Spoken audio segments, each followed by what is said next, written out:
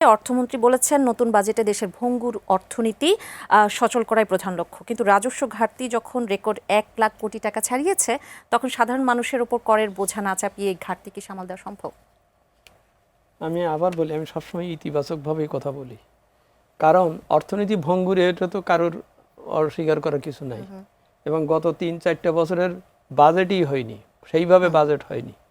এবং সবাই জানে আমাদের অর্থনীতির ভঙ্গুর কেন ভঙ্গুর, আর তার উপরে তো ট্রাম্প বা নেতানিয়াহু বা তাদের যুদ্ধ যে কীভাবে প্রভাব পড়ছে এটা ঠিক আছে, কিন্তু কর বাড়িয়ে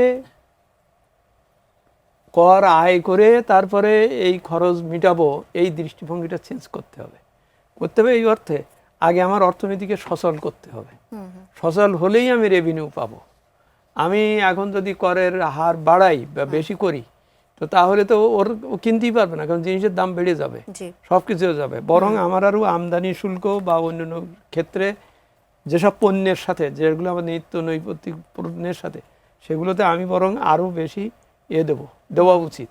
দিয়ে আগে অর্থনীতিকে চালু করতে হবে, উৎপাদন বাড়াতে হবে, ওর পার্চেজিং পাওয়ার বাড়িয়ে ওকে কেনার ব্যবস্থায় আনতে হবে, তারপরে আমি রেভিনিউ পাবো। রেভিনিউ দৃষ্টিভঙ্গিটা ওইভাবে করতে হবে। ডিম আগে না মুরগি আগে, এটা এখানে এখন খুব সিরিয়াসলি দেখতে হবে।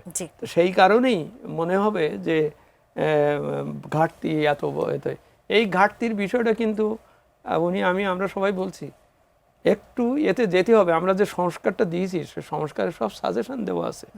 শুধু এইটা যদি পালিত হয় বা করে সবাই যদি, এবং সবাই যদি এরকম একটা পরিবেশ পায় যে কর দেব, দিলে আমি সেবা পাবো বা করটা সহজ পাবো, সেজন্য কর দেওয়ার ব্যাপারটা সহজীকরণ করা আর ওর সেবাটা নিশ্চিত করা, তাহলেই ও কর দেবে, কর পাওয়া যাবে, উৎসাহী হবে।